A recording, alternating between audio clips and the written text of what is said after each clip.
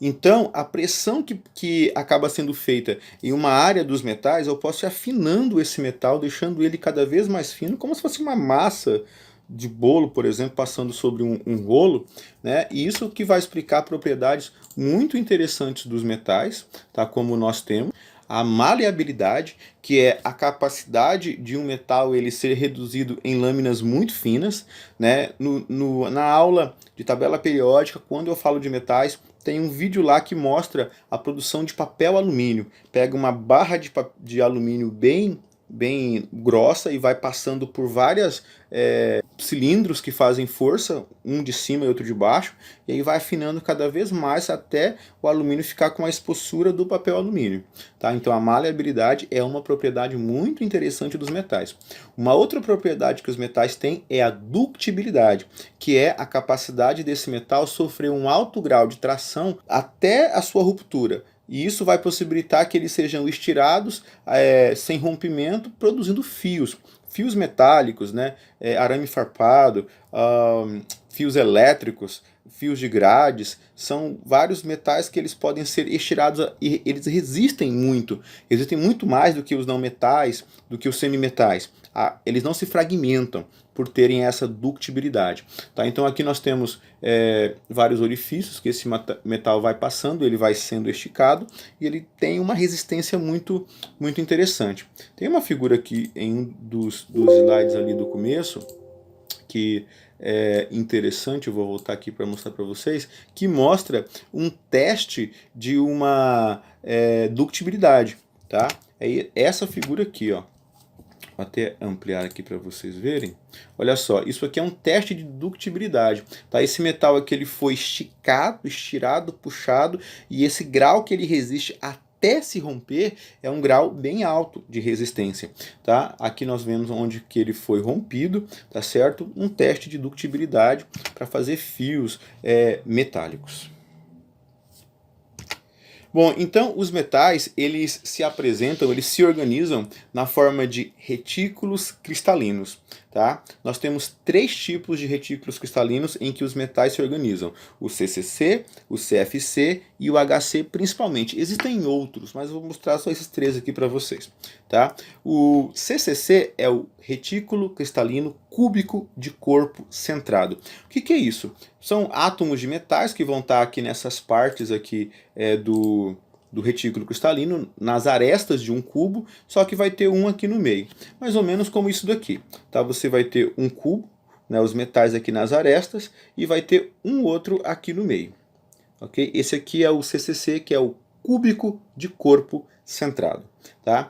Ele é muito comum em estruturas metálicas de ferro, de vanádio, de molibdênio e também de cromo. Uma outra forma é o CFC. Tá? O CFC é o retículo cristalino cúbico de face centrada, que é esse daqui. Ó. Você vai ter um cubo, e aí no centro de cada face você vai ter um elemento metálico. Eu tenho ele aqui em 3D para facilitar a visualização de vocês. Olha só, tá? Ele é cúbico, né? Cada aresta você tem um átomo desse metal e no centro, no meio de cada face, você tem um metal também. Por isso que ele é cúbico de face centrada. No centro de cada face, das 6 faces do cubo, você vai ter um metal, tá certo? E a outra forma é o HC, que é o retículo cristalino hexagonal compacto. Né? É um hexágono, tá? Um prisma, tá? Aqui vai ter um hexágono superior, um hexágono inferior, 6 lados, e no centro do superior e do inferior também você vai ter um átomo metálico. Titânio, zinco, magnésio e cádmio, eles têm retículos cristalinos nessa forma de hexagonal compacto. Perfeito?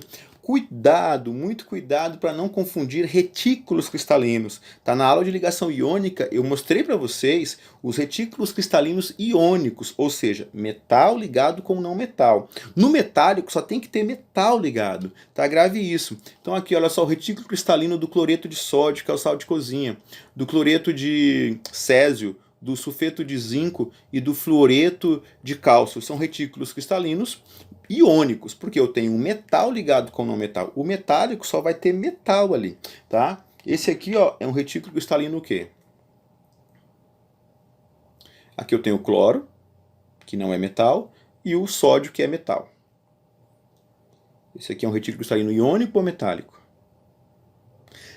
Iônico, né? Eu tenho certeza que você acertou. Então, esse aqui só vai tem mais de um elemento e um não é metal, ele é iônico. Agora, tem só metal, é um retículo cristalino metálico. E também nós temos retículos cristalinos que não são nem iônicos e nem metálicos. Por exemplo, essa aqui é a estrutura do diamante, tá? Você pode ver que é um retículo cristalino, tá bem, é um formato geométrico bem definido, né? Você tem aqui vários tetraedros uns sobre os outros, tá? E isso aqui são átomos de carbono, que não é um metal.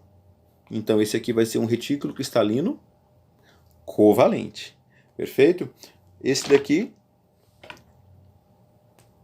também é um retículo cristalino. Esse aqui é o carbono na forma de diamante. Ou diamante não, de grafite. Esse aqui é grafite. Esse aqui é o formato do diamante. Tá? Esse aqui é o retículo cristalino covalente também. Porque só tem não metais que estão ligados uns aos outros. E ele é covalente porque eu só tenho não metal aqui, que é o carbono. Perfeito? Ok, pessoal.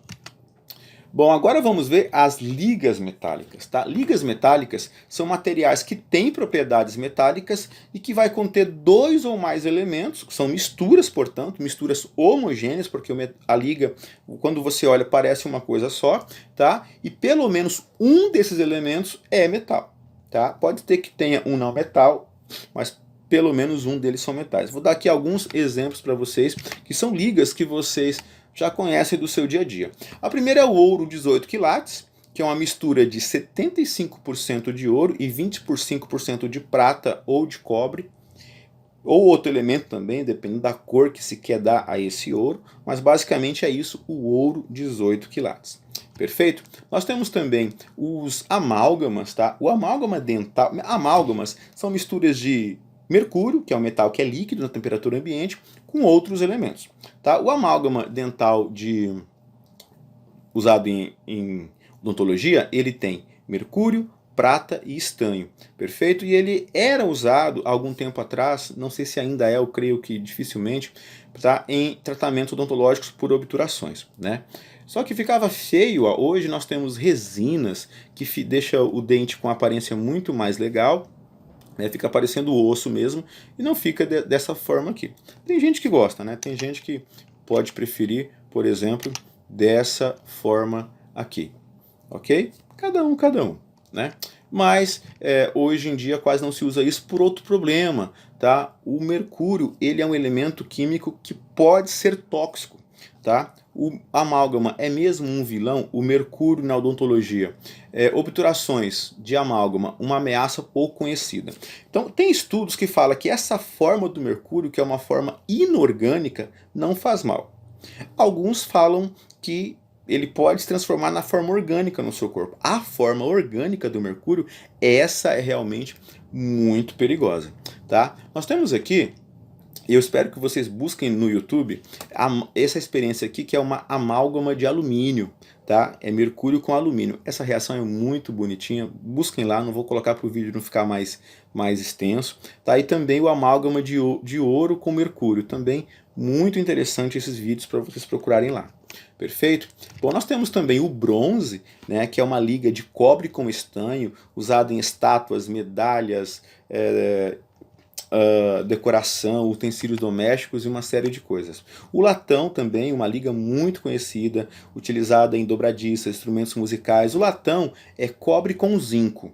O bronze é cobre com estanho. Tá? Cuidado para não misturar esses dois. Latão, cobre com zinco. Bronze, cobre com estanho. Nós temos também o aço. Tá? O aço inox, ele tem principalmente ferro, quase 90% é ferro, e aí vai ter um pouquinho de carbono, um pouquinho de cromo, um pouquinho de níquel, vai depender para que esse aço vai ser usado.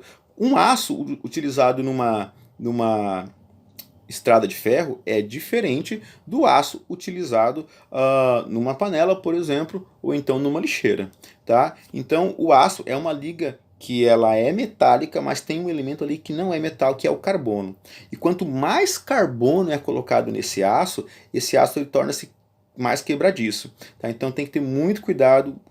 O engenheiro metalúrgico que produz essa liga, ele vai fazer de acordo com o uso que o comprador dessa liga pediu para que ele faça. Perfeito? Carros, aviões, aço, um dos elementos, uma das misturas das ligas mais importantes que existem.